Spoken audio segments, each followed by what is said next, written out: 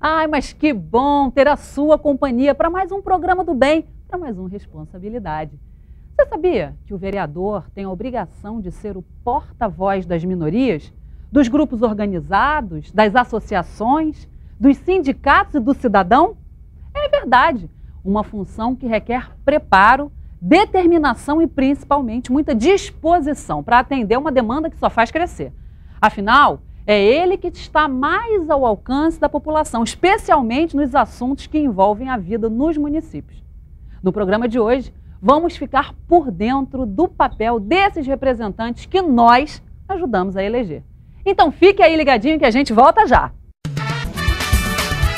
Hoje nós estamos recebendo no nosso estúdio o vereador Rubens Andrade e o deputado estadual licenciado e atual secretário de Estado de Agricultura e Pecuária, Cristino Áureo. Que prazer recebê-los aqui, vereador, debutando conosco. Vereador pelo terceiro mandato, né, Cristino? Verdade. Nesse mês de aniversário você só está trazendo só a nata mesmo, né? Da política, do terceiro setor. O Rubinho está muito bem-vindo aí. Muito bem acompanhado. E, vereador, conta pra gente. Dizem que é o cargo mais difícil, né? Dentre presidente, governador, prefeito, senador, tudo, o mais difícil dizem que é vereador. Por quê?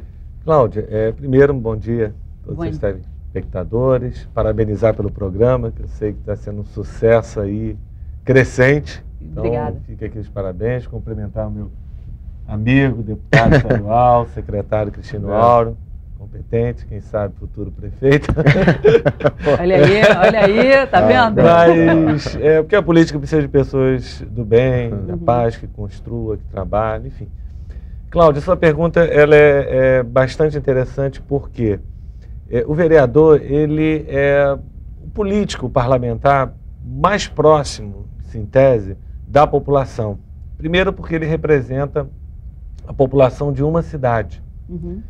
Isso em tese, porque nós sabemos que a cidade do Rio de Janeiro, mais de 6 milhões de habitantes, grande, né? Uma cidade-estado, né? Podemos dizer assim, com as suas diferenciações, enfim.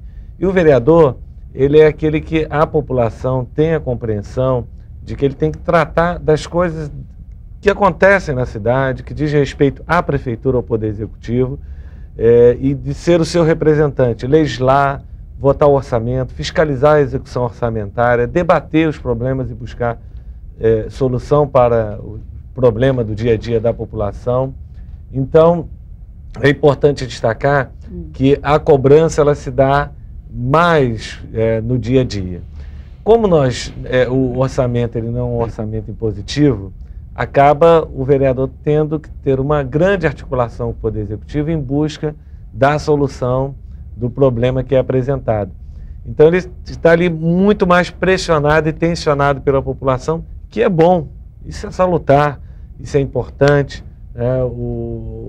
A população de um modo geral está presente não só na Câmara Municipal, mas interagindo através dos canais de comunicação, telefone, e-mail, enfim, visitar a Câmara e o parlamentar também, que é uma das tarefas importante, está presente no dia a dia dos bairros da cidade, nas associações, na sociedade de um modo geral, organizada.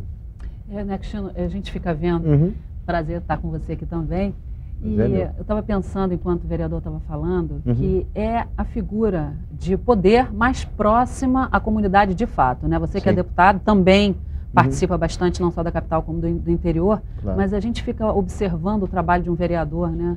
Eu acho que até no meio político tem essa coisa, o vereador é a figura que está mais ali, vamos dizer, sofrendo no dia a dia com o munícipe, né? Eu acho, claro, que tem que ter uma grande solidariedade entre todos que estão representando a população. O vereador tem um papel, o deputado tem um papel que se assemelha ao do vereador em determinados aspectos, mas por outro, também tem suas próprias características. O senador em relação ao deputado federal, ao deputado estadual, ou seja, você tem ali diversos níveis de representação parlamentar, mas todos compõem uma forma, uma corrente que tem que funcionar bem. Então, para que o vereador possa desempenhar bem seu mandato, é importante que ele tenha essas boas conexões, que ele saiba fazer isso com habilidade, que ele saiba fazer isso com preparo. E o Rubem é um desses exemplos que a gente tem, não só de muita qualidade, de muito preparo para o exercício da função, mas ele também tem um trânsito muito bom nos demais níveis de governo, que ajuda no exercício da função dele no município. Uhum. Então, nós que somos assistidos aí por, sei lá, mais de 70 municípios, né, onde chega aí o programa, em cada município tem a sua representação, sua Câmara de Vereadores, e é muito importante que, ao olharmos para o exemplo de um vereador da capital, da região metropolitana, a gente entenda que todos os municípios têm esse mesmo desafio, que é saber escolher bem seus representantes, porque nós não podemos ficar eternamente como críticos da política, mas quando a gente tem a oportunidade de mudar, a gente acaba repetindo os erros do passado. Ou seja, votamos em pessoas cujo perfil nós não analisamos, acreditamos em qualquer história, nos deixamos influenciar ou deixamos que pessoas de menor informação se influenciem pelo poder econômico ou pela propaganda, sem levar em consideração que o momento do voto é o momento mais sagrado que existe, porque é o único momento em que, de fato, todos nós somos iguais. Nem na hora, todo mundo diz que na hora da morte nós somos iguais, não, nessa hora, ainda assim, nós temos diferenças. As pessoas são sepultadas, alguns, com grandes honras e luxo, e outras pessoas, às vezes, têm um sepultamento muito simples, denotando essa desigualdade. Agora, na hora do voto, o sujeito pode ser o presidente da maior empresa do país ou pode ser até um desempregado. Mas aquele voto vale um voto apenas. Cada um só tem um. Então, não tem jeito. Então, esse momento que é tão valorizado, ou que deveria ser tão valorizado, que tem tanto valor, na verdade, ele tem sido muito desprezado ao longo do tempo, né? E quando a gente traz essa discussão aqui, traz pessoas que honram os seus mandatos, eu acho que gera, de fato, esse sentimento da população que vale a pena valorizar isso, porque está na mão dos vereadores, dos deputados, enfim, de quem exerce a atividade parlamentar, muitas decisões que afetam a vida das pessoas, queiram elas ou não. O preço da passagem de ônibus, quanto vai ser o imposto sobre a propriedade, né, o IPTU do município, como é que a rede de saúde e de educação vai funcionar. Então, um momento muito propício para essa discussão, porque esse ano não é um ano eleitoral. Então, o que está em discussão aqui não é o perfil de A ou de B, o que está em discussão é o conceito. Né? Ano que vem haverá eleições nos municípios e a gente entender o conceito, o que faz um vereador, o que nós devemos nos preocupar no momento em que estamos escolhendo alguém para essa função, é que eu acho que é o grande tema que a gente pode explorar aqui. Cristina, aproveitando aqui essa linha de raciocínio, dizer o seguinte: se a sociedade errar, os eleitores, né, errarem, né, na escolha, nós estamos na democracia. Estado democrático de direito é isso, a possibilidade de escolher novamente. As pessoas precisam entender isso. E democracia é trabalho, dá trabalho, tem que ser constituída, ela tem que ser trabalhada, tem que ser debatida. E nós conquistamos isso no Brasil e nós não podemos perder numa ação, muitas vezes, dirigida de desmoralização, tentando colocar que todos são iguais. Não somos, né, enquanto seres humanos, não é isso? Claro. Enfim, imagine na representação política. As pessoas entenderem que de 4 em 4 anos, como falou aqui o Cristiano, tem um processo eleitoral para aprovar ou não os mandatos, né, ou no caso do Executivo, ter o processo de reeleição, e entender a política como algo de uma atividade, uma grandeza enorme, já que foi a forma que a humanidade conseguiu superar para situações de guerras, conflitos. Se organizar também. Se organizar. E no caso de ser vereador, e particularmente na cidade do Rio de Janeiro, é uma experiência riquíssima, eu adoro, eu acho isso fantástico, eu tinha a cidade toda, do centro, a zona oeste, a zona sul, subúrbios, zona norte, ilha, Jacarepaguá, Barra, enfim, de um modo geral. E as pessoas terem uma compreensão, não é isso? Nós avançamos muito depois da Constituição. Claro. Mas o modelo ainda brasileiro, porque as pessoas vivem nas cidades, não é isso? Exato. O modelo ainda é muito concentrador de recursos no governo federal. Então aí tem que ter uma ação, tanto do parlamentar, municipal ou estadual, no caso do deputado estadual, nessa interface. e até das prefeituras e dos governos do Estado junto a Brasília. Eu acho que esse é um grande avanço que nós vamos ter que enfrentar no Brasil. Sim. Isso não sou eu que estou falando, tem um trabalho interessante no livro Sistema Político Brasileiro, que trata isso, vem desde o Império, Colônia, República, e que nós temos que superar. Isso vai ser feito através da política, quando nós escolhemos representantes que tenham compreensão desse papel, né?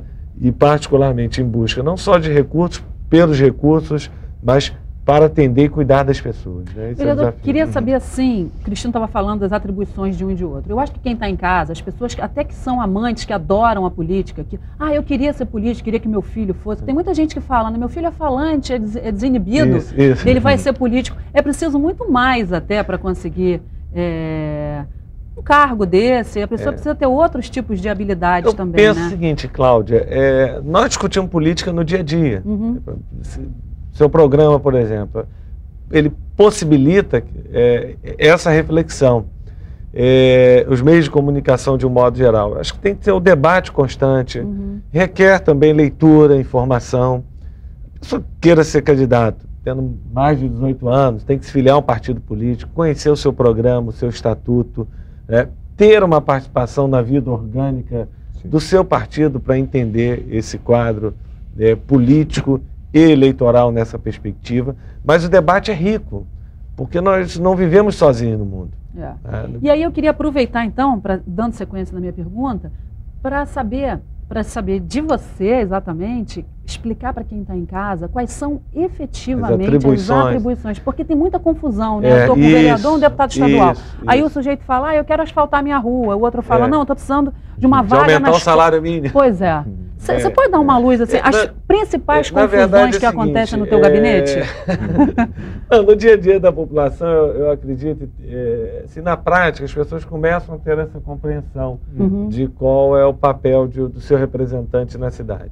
Mas, assim, na essência, o parlamento, ele surge para você representar a população, votar o orçamento, que é o dinheiro público que o governo arrecada através dos impostos, sejam diretos ou indiretos, ou os repasses também, porque sem o orçamento, pode ser o prefeito que for, não vai conseguir gastar o dinheiro, ou seja, que nós chamamos a execução orçamentária.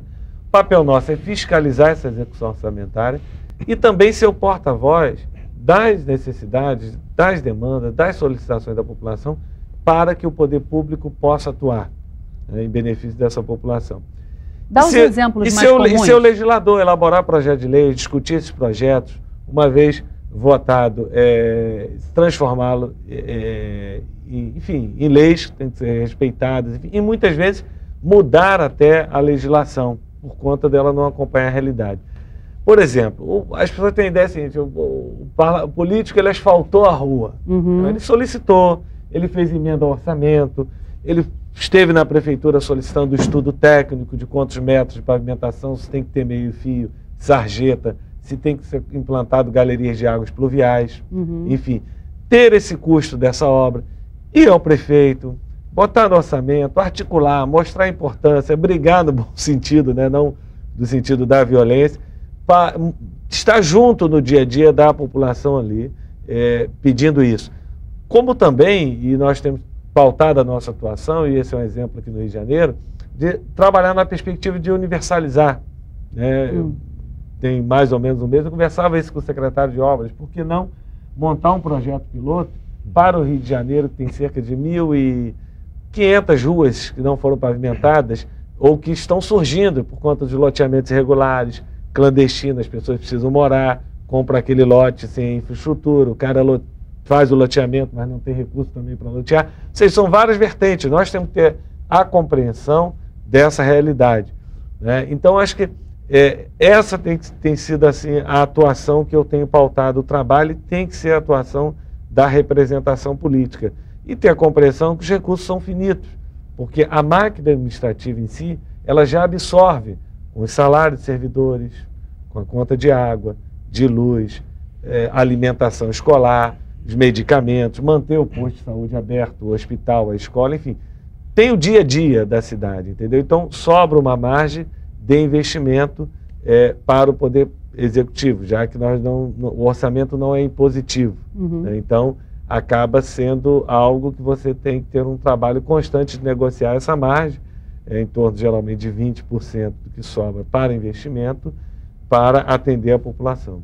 Cristiano, então agora conta pra gente no seu gabinete os eventos mais comuns do tipo, dá para aumentar o salário mínimo ou coisas do gênero, assim, os certos e os errados?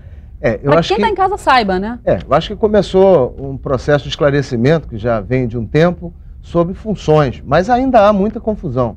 Acho que se a gente fizer aquele teste, né, que você de vez em quando propõe aqui, de colocar 3 ou 4 assuntos e mandar marcar um xizinho, você acha que isso aqui é uma concessão estadual, municipal ou federal? O número de erros é enorme, né? Outro dia nós fizemos aqui com o metrô, assim, de cada 10 respostas, uma acertava. Né? Então, ainda há uma confusão enorme sobre atribuições, quem fiscaliza o quê, né? Quem concede o quê.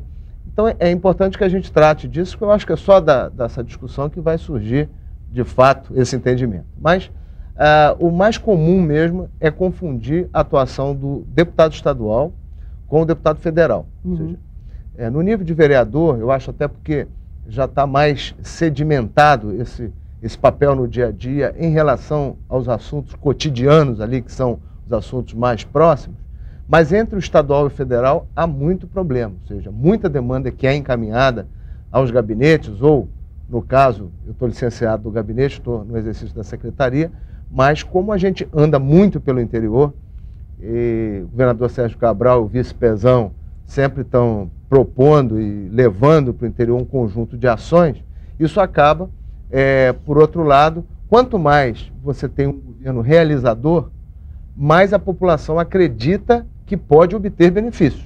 Porque quando ela desistiu de um governo, o governo é tão fraco, desatento, omisso, a população meio que desiste e vai resolver de outro jeito. Mas quando ela vê um governo empenhado, um governo que resolveu grande parte dos seus desafios na área financeira, um governo que tem orçamento e faz desse orçamento um exercício prático, né, levando coisas, principalmente aos municípios, essa demanda ela aumenta.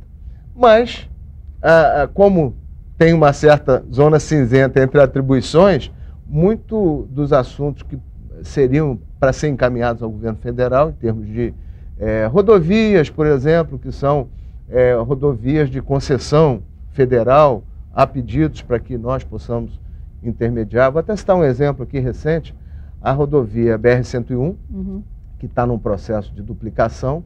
Por força dessa demanda, embora fosse uma esfera federal, eu, desde o primeiro momento, me envolvi muito na discussão da duplicação, na pressão para que esse prazo fosse antecipado. Então, acaba que a demanda, no início, ela seria até uma demanda para outra esfera de governo. Mas, na medida que você sente também que a população precisa de um canal para poder fazer aquela demanda escoar, você acaba tomando aquele assunto e pede apoio aos federais, pede apoio aos senadores, leva, como levei ao governador, os dirigentes da concessionária, para que eles também pudessem expor a sua necessidade de ter um apoio maior no licenciamento ambiental. Inclusive você recentemente até participou de uma reunião de trabalho a respeito disso, né? Sim. Um bom exemplo. Nessa reunião de trabalho estiveram representados todos os níveis de governo possíveis. Foi na Câmara Municipal de Macaé, lá estavam os vereadores, deputados estaduais, federais, prefeitos, representantes do governo do estado, representante da ANTT, Agência de Regulação, o senador Lidberg, né, como você assinalou, a minha presença também ali nos dois níveis. Então, quando você olha uma reunião dessa, ela é um bom exemplo para a população entender que há assuntos bem distintos. E existem outros que, se você juntar todo mundo, aquilo acaba saindo porque é um assunto estratégico para a região ou para um conjunto de municípios. Então, é muito importante que, além de entender as diferenças, a população também perceba quando se tem a chance de trabalhar integrado, e eu acho que isso que faz a riqueza, né, Rubim, desse tipo de ação. E aí eu acho que essa integração entre vocês também, quer dizer, os deputados, os vereadores, existia até uma amizade, eu diria. Acho que facilita muito, né, vereador? Bastante, bastante. Porque tem temas, segurança pública. As coisas acontecem na cidade, mas nós sabemos que tem uma legislação, tem toda uma representação que é uma ação do governo do Estado. Ou então hospitais de alta complexidade e que o Estado vai atender, independente se mora em Niterói, Baixada, Itaguaí, enfim, ou na cidade do Rio de Janeiro. E, enfim, são matérias que se encontram, né? São temas que são importantes. E vou mais ainda, Cláudio, a gente tem que ter a prática política de também junto a Brasília, né? Nós tivemos essa atuação aqui no Rio de Janeiro. Eu dou 2 exemplos concretos. Foi uma luta, falo luta porque surgiu da sociedade, lideranças comunitárias, religiosas, que foi o movimento pró-escola técnica na Zona Oeste. E que hoje nós temos lá naquela região 2 unidades federais. Uma é a unidade do Colégio Pedro II em Realengo, na antiga fábrica de cartucho, cerca de 1.000 jovens estudando o ensino médio, 8 milhões agora sendo investidos para consolidar o ensino fundamental, piscina a ser construída, e o campus de Realengo do Instituto Federal de Educação, Ciência e Tecnologia. Isso surgiu a partir de uma grande articulação de senadores que já faleceram e tudo mais, deputados federais que à época eram deputados federais, deputados estaduais que não são mais, porque foi ao longo de uma história de trabalho, luta e articulação.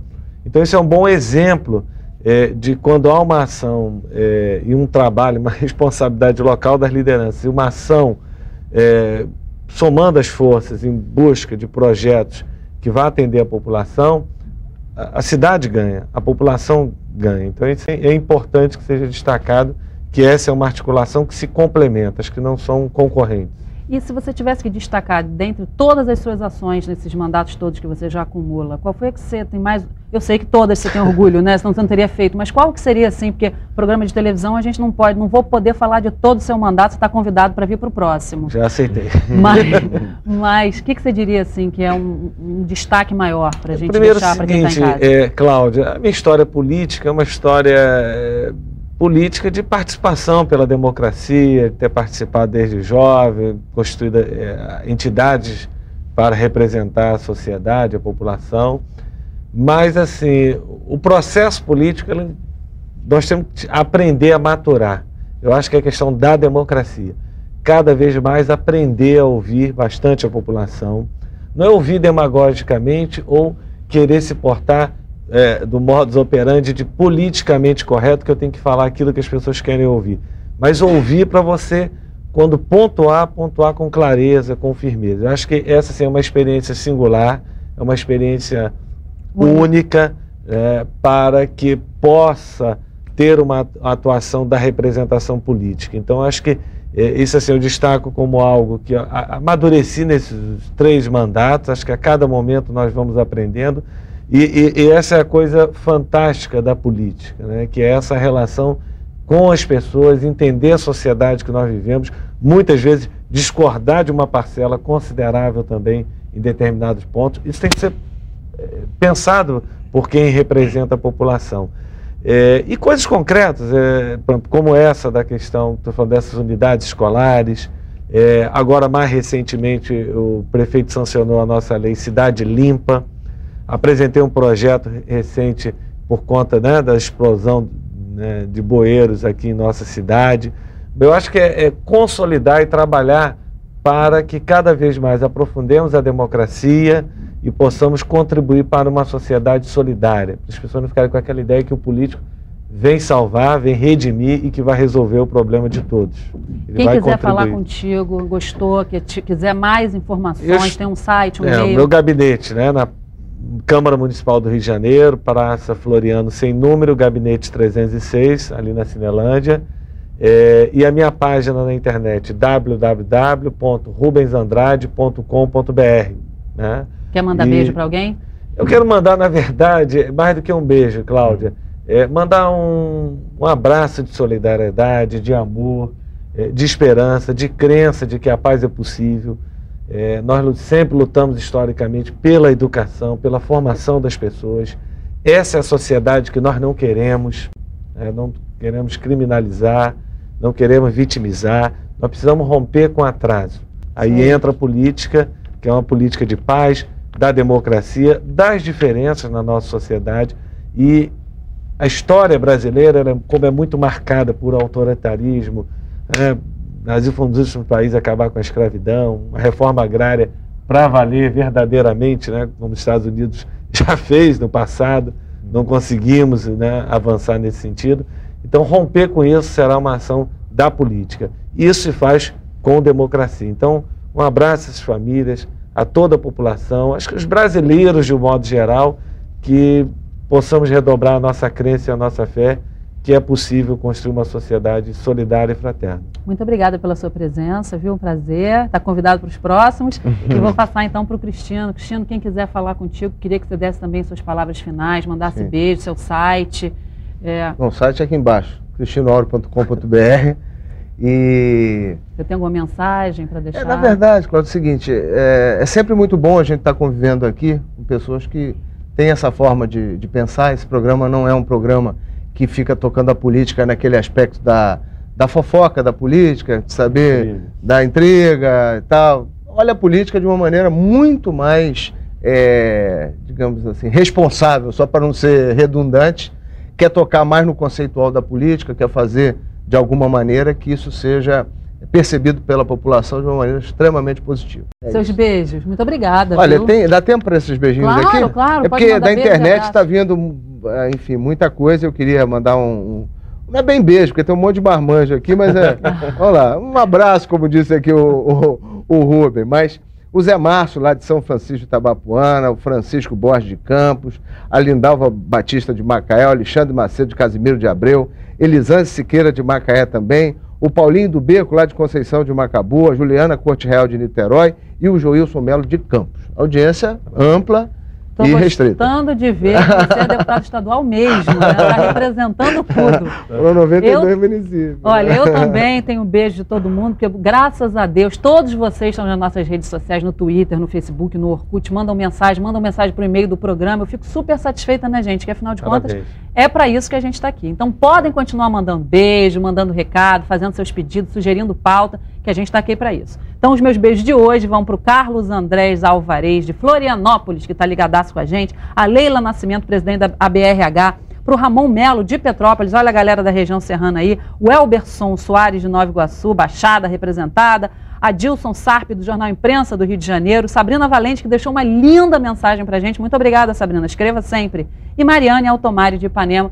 Muito obrigada a vocês por estarem aqui. Muito obrigada pela sua audiência, que a gente sabe que é uma questão de escolha. Fiquem com Deus e até o próximo programa. Lembrando sempre que quanto mais responsabilidade você assiste, mais responsável você e eu, todos nós ficamos. Até a próxima. Obrigada.